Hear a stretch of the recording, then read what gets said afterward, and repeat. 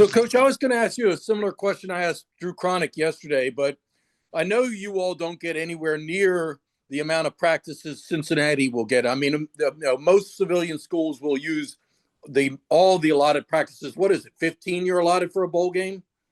I think so, yeah. So, I mean, and I remember when I covered Maryland, I remember that their coach used to always say it's like having another spring practice. And what a great opportunity for us to develop our players. When you get into the bowl cycle, it really helps you build your program, because you all can't do that.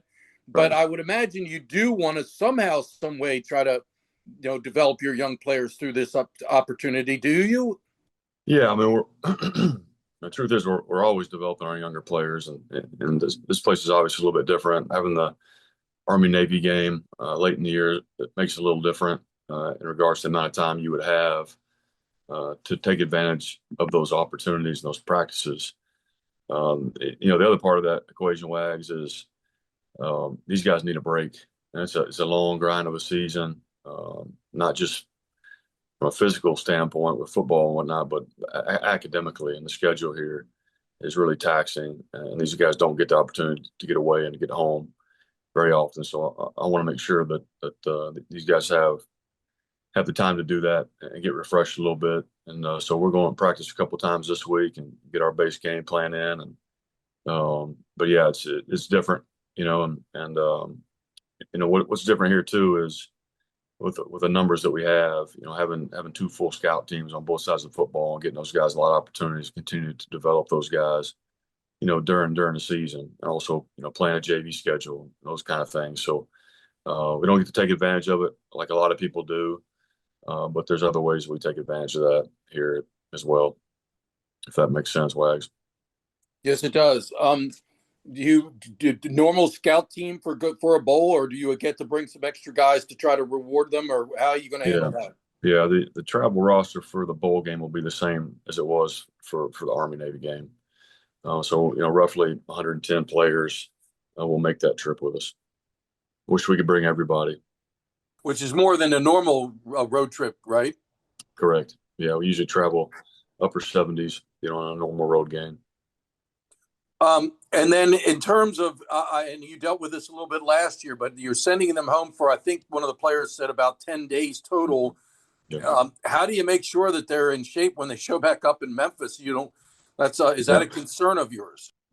Yeah, a little bit. You got to trust that the guys are not just going to sit on their rear ends and watch TV and eat turkey. And so Coach Gritzy's, we're going to meet with those guys today, and he's going to put together a plan for them, while they're home, that they can take advantage of in regards to lifting and getting moving around. And yeah, so it's important for them to show up in good shape when we get to the bowl site. 'Cause when we get there, we're going to practice that day, and it's going to be a Tuesday type practice. So they're going to do some stuff on their own, while they're at home during the break. Just real quick, it's not a long question. Have you decided where you're practicing? Will you pick a high school out there? Yeah, we're practicing at Rhodes College, about 10 minutes from the hotel. Really nice facilities, Division III school. Actually, I was coaching at Sewanee. We played there at Rhodes, so I do remember they had nice facilities there, so it should be a pretty good setup for us. That's assigned by the Bull Wags as well.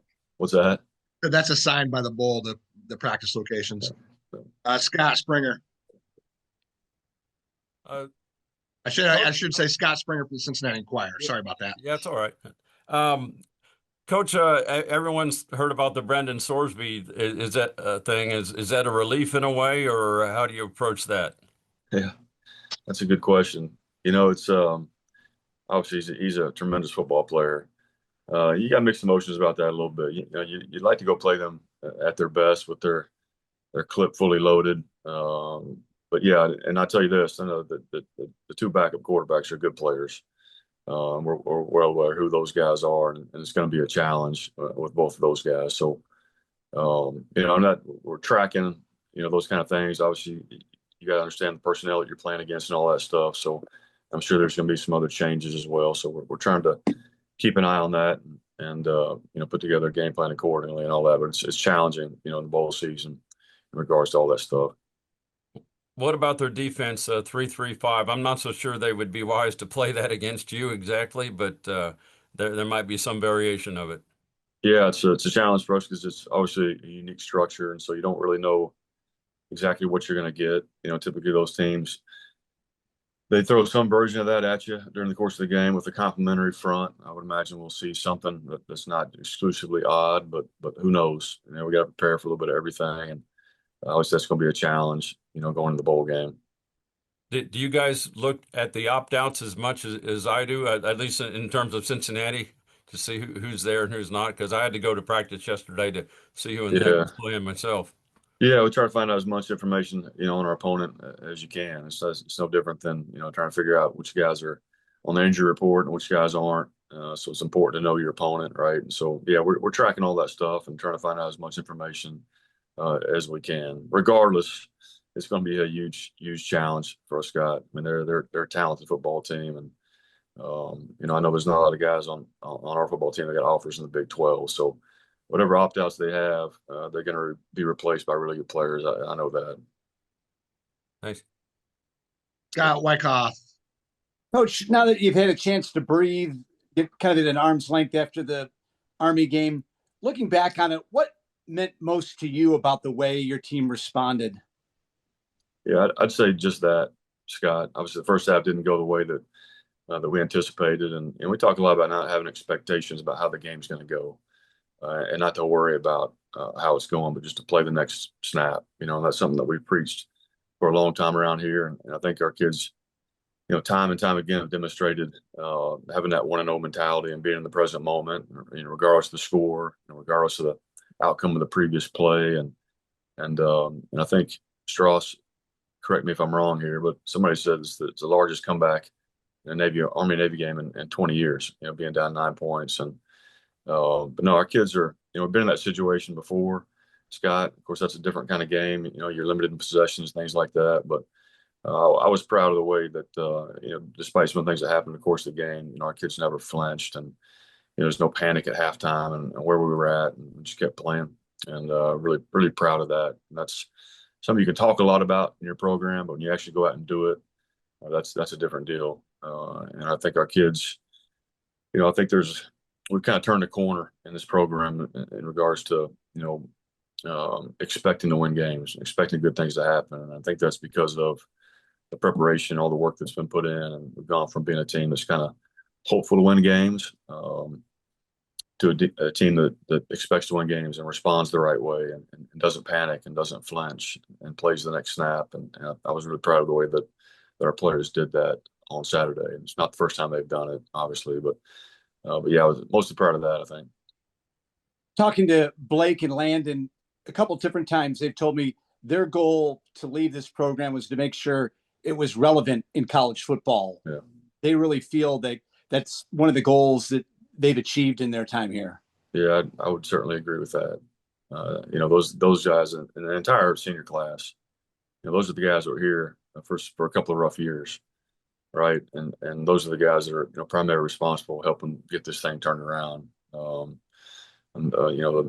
And huge credit to those guys for the success that we've had and the standard we have in our program, and being a player-led team. But those guys certainly are leaving this place better than they found it, and that there's a legacy that they're leaving that's going to pay off, for years to come.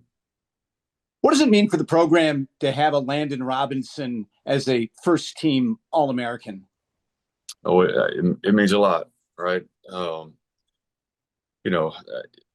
Obviously, I've talked a lot about Landon, and really can't say enough good things about him.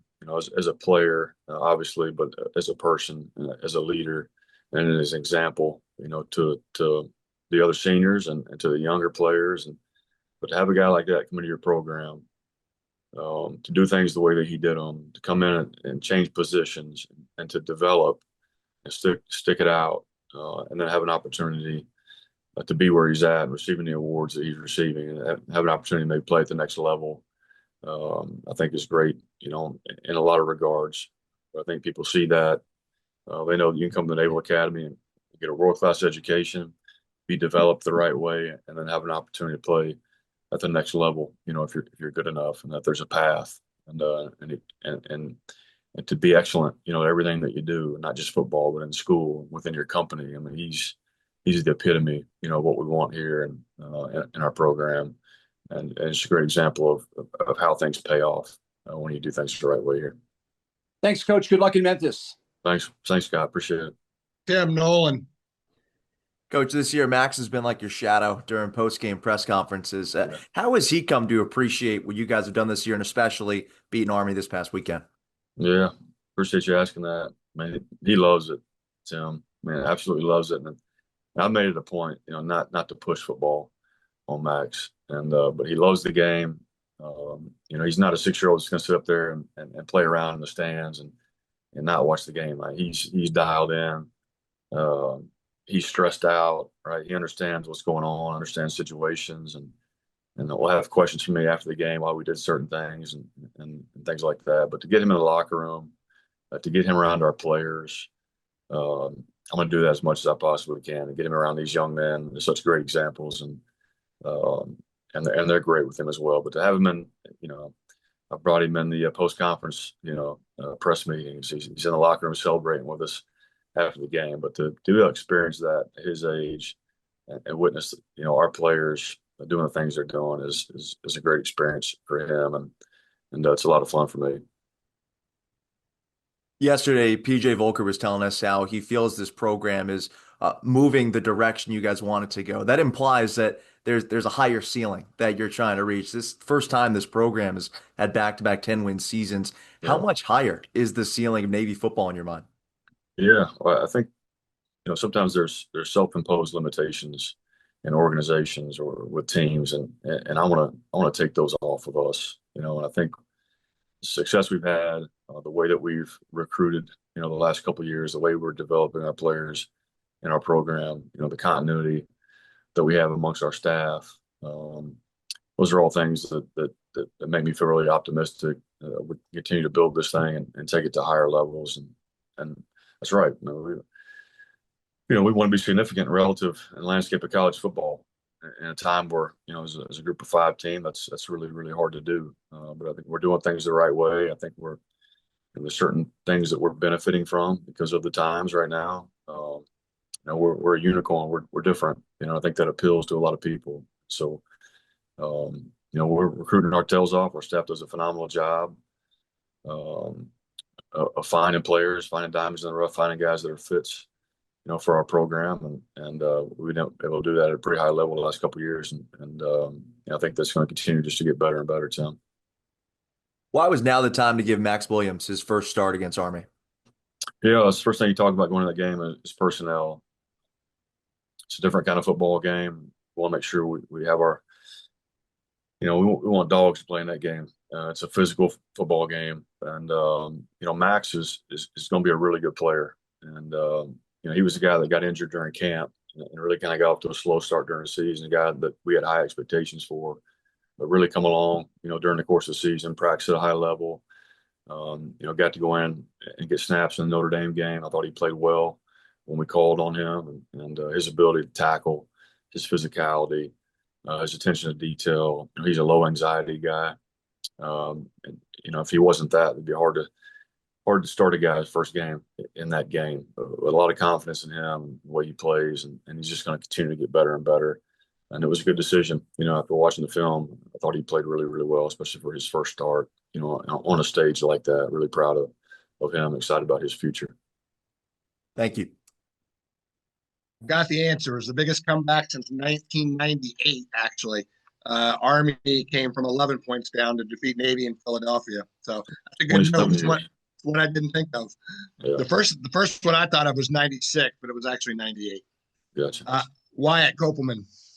So, Coach, going off of that, this comeback against Army, then wins against South Florida, against Memphis on the road on Thanksgiving, how much does that fuel a team, drive a team to go out and dominate in a bowl game against a Big 12 opponent, even after a bit of a layoff here?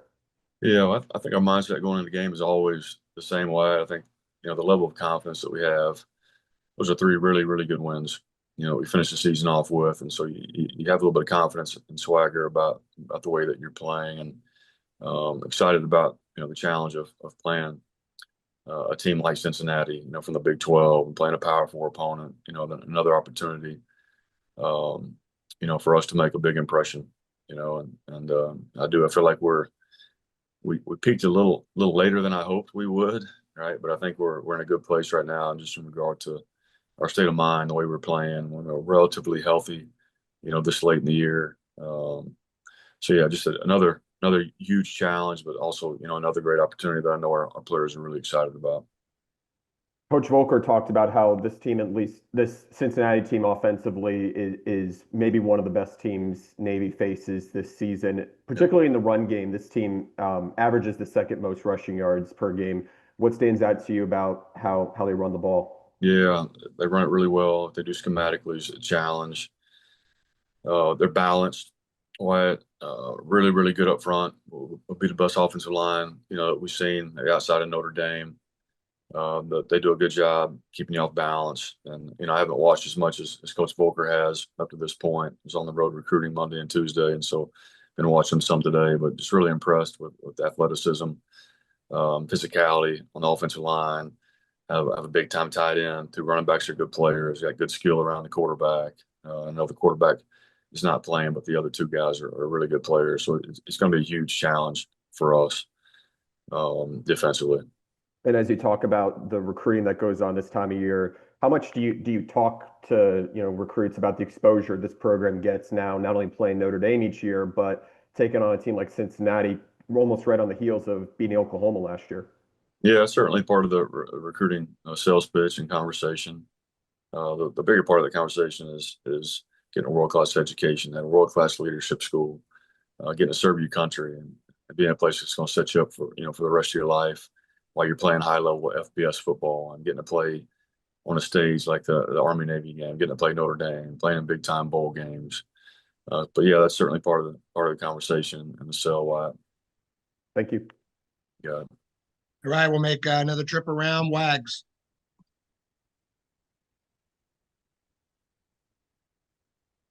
So I wanted to ask you about Ricky Brown and PJ Volker. They've known each other since like the fourth grade or something like that, PJ said yesterday. Do you see that kinship? I mean, PJ said that Ricky's like a brother to him. Yeah. Do you see that when you interact with the two of them? Yeah, 100%. 100%. Two phenomenal coaches, two of the most passionate, high energy coaches, that I've been around, both exceptional human beings. And yeah, say they're like brothers would be a good way to describe it. And really that whole defensive staff, the camaraderie in that room is as good as it probably gets, Wags. So obviously when you were looking for an outside linebackers coach, PJ mentioned his friend Ricky Brown, but obviously I'm sure that you get a lot of guys who call you up about my friend. In the end, you got to interview the guy and decide whether he's a fit. When you did that with Ricky, what led you to hire him? Yeah, well, I trust PJ Volker as much as I trust anybody. And, we got Ricky on a Zoom call, and 10 minutes into the call, I knew he was the guy that I wanted to hire. Phenomenal pedigree. You could sense his passion. A phenomenal teacher. He's a player's coach. Really, really, really sharp. And it's hard to be the special teams coordinator and coach a position group on defense. Not a lot of people do that, and he does both of those things at an extremely high level. Great football coach. We're lucky to have him here, and I want to hold on to him as long as we possibly can. He does a phenomenal job. So in an oddity, David Cole is also from Cincinnati originally. I mean, I don't know the percentages of having three men from that grew up in Cincinnati on your staff, but I don't know. Is there anything you can draw from that? Do you think it's just a city where they love football or what? Yeah, I don't know. That's a good question. I hadn't thought much about that, but I certainly see that they love football. I know that. Some good coaches come out of there, and we got three excellent ones. I know that. So I might be a little more partial next time I interview a guy from Cincinnati because of the experience I've had with these guys. And Strauss roots for Cincinnati, even though he's from Indiana. That's right. As do they. All are Reds fans. Coach Brown was also an assistant at Cincinnati for 1 year in 2022. And former Navy football team defensive captain Perry James was a graduate assistant at Cincinnati as well. Scott Springer. PJ mentioned recruiting Ohio, and obviously he hit some guys around here. In that respect, how important is this game in terms of your recruiting? Because you're in here a fair amount chasing some guys around. Yeah, I think it's always good for recruits in that area to be able to identify with people that we play and to get an opportunity to play Cincinnati on that stage is, I think that's definitely a good thing. I think it certainly helps, Scott. Do you know anyone on the Satterfield staff? I don't believe so, and I'm very familiar with Coach Satterfield. When I was coaching at Elon, back from 2006 to 10, he was at Appalachian State, and they had some phenomenal teams there. And obviously, I've kept track of him and his App State days in Louisville, and think he does a tremendous job and really outstanding football coach. Does it help that you just were in Memphis a month ago? Did they give you a better hotel here with the bowl game, or I don't guess you're in a Super 8 or anything?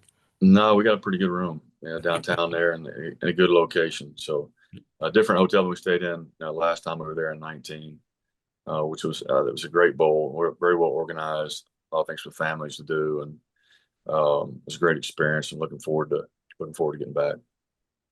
Thank you. Yes, sir. Scott Wyckoff.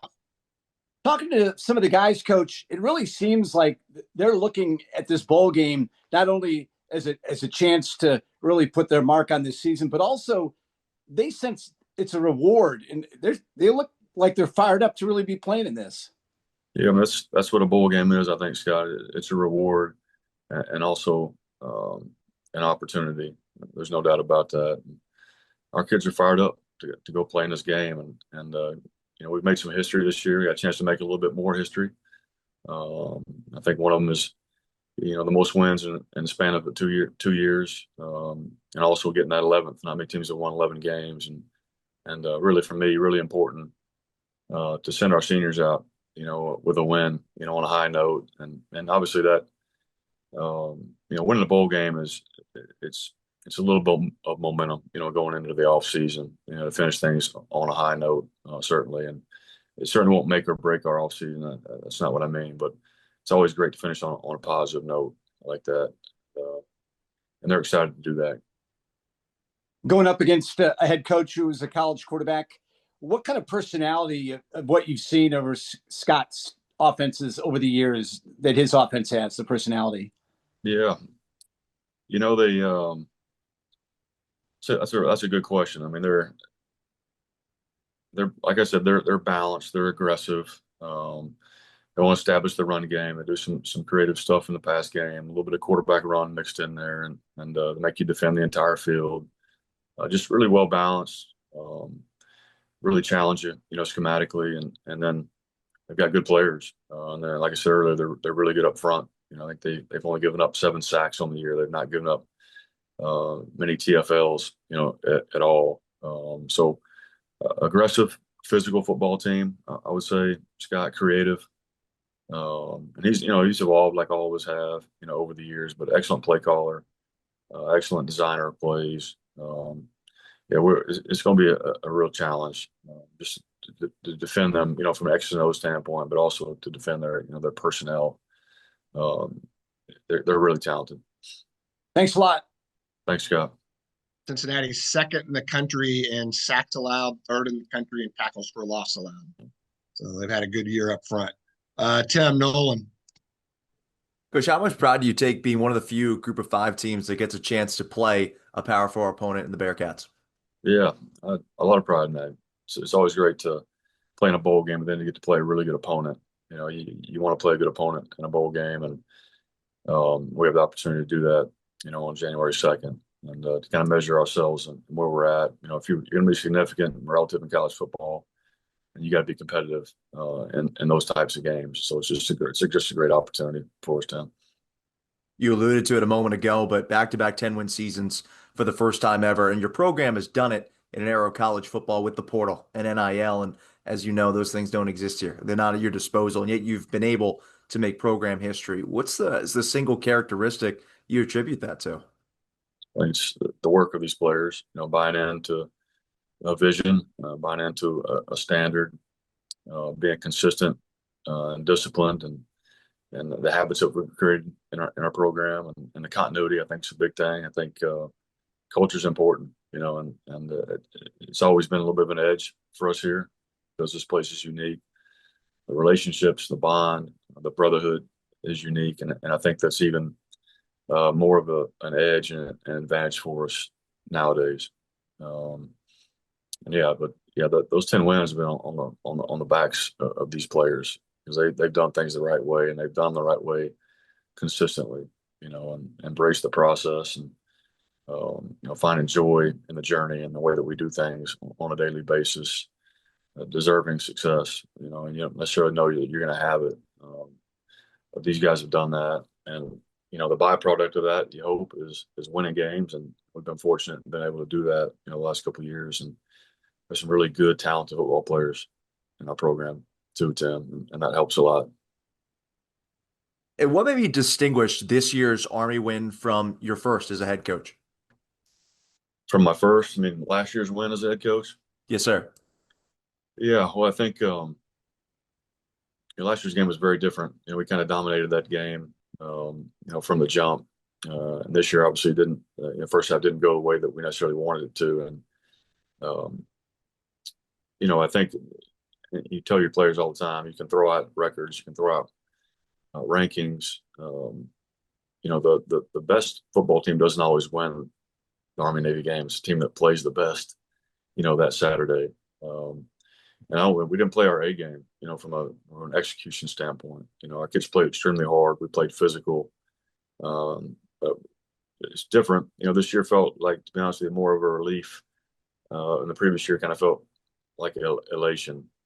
And I'm not sure if that's a good thing or a bad thing. I don't know if that speaks to where we're at as a program or what our expectations are now. And the elation didn't really set in until kind of Sunday, Monday for me. It was more of a relief because you felt like going to that game. I thought we had the better football team, but I know that from experience that the best team doesn't always win that game.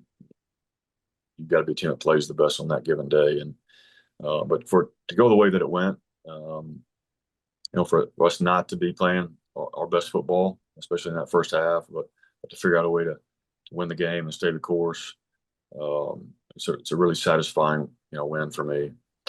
As much as I'd like to beat them by 2 or 3 touchdowns, to win it by a point, the way we did is pretty sweet. Thank you. Yeah. Wyatt. Coach, something that you've talked about for a while now this season is the importance of playing complementary football. When you draw a Power 4 opponent like this in Cincinnati in a bowl game, how much of this kind of setting is it a test of how far this team has come in playing complementary football consistently throughout a game? Yeah, we've managed to do that really well in spurts. The second half of the Army-Navy game, the second half of the Memphis game. When we're playing complementary football, like we're hard to beat. And we're certainly going to have to be that way on Saturday. But we're going to do it for 4 quarters, not just a half, to win that game. I think it's one of those games where possessing the football, winning time of possession, taking care of the football, it's going to be really, really important for us. But in order to do that, we got to maintain drives offensively, and we've got to be able to get off the field defensively on third down. That's something that's been a little bit of our Achilles heel this year, and we've gotten better at that. As the season went on, particularly the last 3 or 4 games. But we're going to have to be at our best in regards to those things on January 2nd. As the offense goes up against a 3-3-5 that Coach Cronick said is a little bit similar to Memphis that this team faced a couple of weeks ago. Yeah. What do you think is the bigger or more? What has more emphasis? Is it confidence or is it simply execution there? Well, I think it's both. Execution is going to be really important, and execution is hard when you don't know what you're going to see. And there's wrinkles every week in college football on both sides of the football, but with the uniqueness of what we do offensively, and them not having played a similar opponent, at least in our league, the teams played Army, You have an idea what they might do to try and defend you, but the uniqueness of what they do combined with what we do makes it a little bit of a puzzle, or a mystery, and what we're going to see. And so, like I said earlier, I would assume we're going to get some of the odd front. I think in these games is people try not to get too far away from who they are and what they do. But there'll be something unique and different. I'd imagine we'll get a couple different fronts and some variations in the back end, and how they're supporting and things like that. And so we're gonna have to be really good during end game, right, with our adjustments. And there's certain plays we like versus certain fronts, and certain things we've done around here for a long time that our guys are good at. Things that you may not emphasize during the week getting ready to play those guys, but things you can fall back on if you need to, if that makes sense, Wyatt. The good thing is we're pretty multiple offensively, and we have different ways to attack you. And we've got to be able to identify those things, early on in the game, and be great at making the in-game adjustments when we play them. And as you talked a little bit about the bowl roster early on, what role does the scout team play, especially this time of year? The transition from the final game of the regular season to the bowl game is a little bit more unique this year than last year because you played Oklahoma a little bit earlier. What role does the scout team play for you guys this year or this week? And their role is to get us as well prepared for what we're going to see as they can, to give us a great look. And they've done a great job of that all year. Those guys take a lot of pride in their role. We're evaluating those guys every week, just like we're evaluating our starters. So they take a lot of pride in giving us a good look, and and their role in that is just as important as anybody else's role, allowing us to go out and execute, based on what we've seen during practice that week, and they'll continue to do the same thing. Thank you. Good luck in Memphis. Thanks, Wyatt. Does anyone else have anything for Coach? Open forum. Got about 5 minutes. Not even Wags?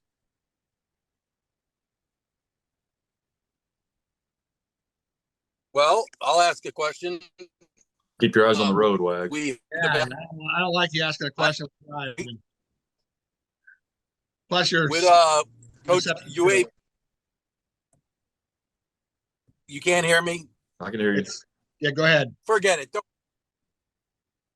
Well, we Coach Cronick was offered a position with UAB. Have you had some schools reach out to you with all the success Navy's had here the last 2 years? I'm very happy where I'm at, Wags. I got one of the best jobs in the country, man. Great answer. Great reason to end it right here. Thanks, everybody. Right, have a good one.